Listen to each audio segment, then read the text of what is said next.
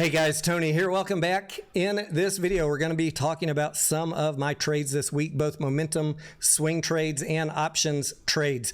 Just a reminder, swing trading and especially options trading is risky and you may lose money. Do not attempt these trading techniques if you do not have the appropriate level of experience. And I would just like to add in, because I know not all of you watch all of my live streams, everything expressed on this channel is my own opinion, my own due diligence, reflective of my trading style. It might not be appropriate for you.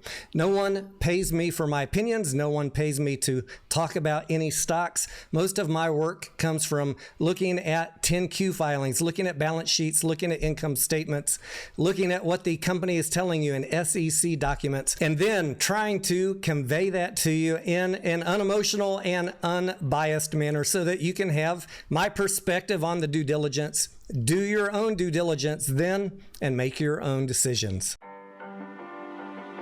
All right, guys, happy Friday. You made it to the weekend. The markets got an unexpected rally today. I want to go over a couple of the trades I did today. We are going to see a movie tonight, The Exorcist Believer. So I wanted to get this out to you real quick in case I'm not around for a live later tonight. Let's go through these trades. As I was refreshing my due diligence on Finger about 10 days ago, I posted in the Discord some other Chinese pump and dump type stocks, which were seeing some momentum. Of those that I posted, I think it was 4. I ended up buying one of them, LICN, based on some unusual activity, some unusual movement up in that ticker.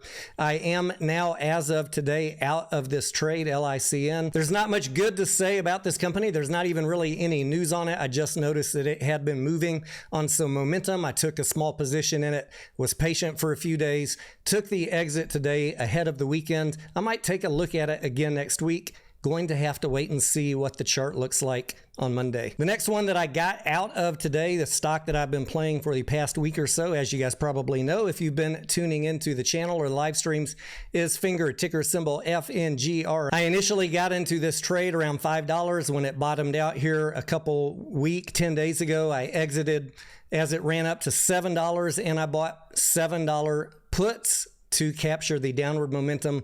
Lucky for me, the next morning it did tank and I took profits on those puts. You can see on the Fibonacci retracement that it came down to the 50% level. On Monday morning, the 4th, I bought back in shares of Finger below $5, 480 or so, and I did exit that position again today, taking profits on the run up. My message on Finger is a very simple one. Don't be scared to take profits, especially if you're making 20, 30, 40, 50% in a day or two. And if you decide that you want to listen to other people that are telling you that it's going to run up to $1,000, that is certainly your choice. I got no problem with you being an adult and taking ownership for your own decisions. As for me, I will only be trading it on momentum up and down. The final one to talk about is AMC, a nice run up, 11.5% on AMC today, closing at $9.26. If you've been tuning into my live streams or if you're in the Discord, you know that I have a new position back in AMC that I have been buying on this dip after the dilution news came out. My cost average is around $8 and I'm obviously in the green on this trade right now. On those shares that I own, I've also been selling call options October 13th, $15 strikes to pocket the immediate cash for selling those call options. If it runs up to 15 and I get exercised out of my shares, I'm fine selling them at $15 since my cost basis is around $8. In addition, I've been selling cash secured puts with a $7 strike because I just don't think that it's going to go below $7 before October 13th. Selling those cash secured puts netted me about $55 per contract. Some people mistakenly call selling cash secured puts a bearish strategy. I call it the opposite. If you're bearish, you would buy puts, right? You're making a bet that it would go down. However, when you're selling cash secured puts, you're generating immediate income for yourself because you collect the premium right away, and you're making a bet that it probably won't go down to your strike price, but if it does, you are willing to purchase 100 shares of the ticker per contract that you sell at your strike price. So in my case, I don't think it would go below $7 before October 13th, but if it did drop below $7, I would be happy and okay buying AMC at $7. And since I made $55 per contract selling those cash secured puts, if I had to buy 100 shares at $7, I would subtract out 55 cents, the premium I collected, making my effective purchase price of those shares about $6.45. Obviously, it's not likely to go below $7 before October 13th.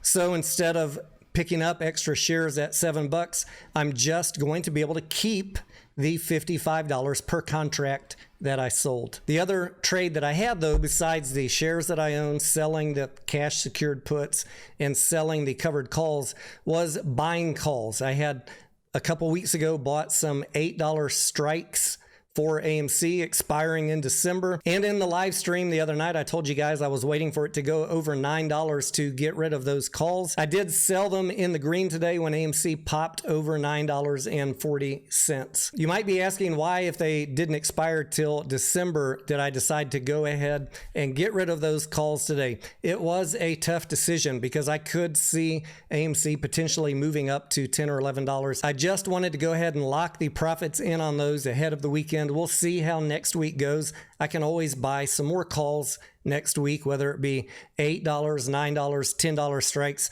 I will take a look at that next week. Remember that when you're long on options, you still have to worry about theta decay or time decay. Every day you're holding those options, hoping that it runs up to your strike price, you are losing a little bit of value on the price of those options. So rather than just wait, even though it could run up on Monday, I don't know, I will reevaluate if I want to buy some further out call options once I see how the market is trading next week. And I still have plenty of shares around an $8 cost basis. If we get a nice run up in AMC, if I decide to, I could sell those and collect some additional profit that way. That is a quick recap of some of my trades today, some of the things that I have going on. I have some other ones that I want to talk about with you on some upcoming videos this weekend. I want to encourage you to continue to evolve in how you look at some of these retail buy and hold plays, and think about how you can retail make some damn money.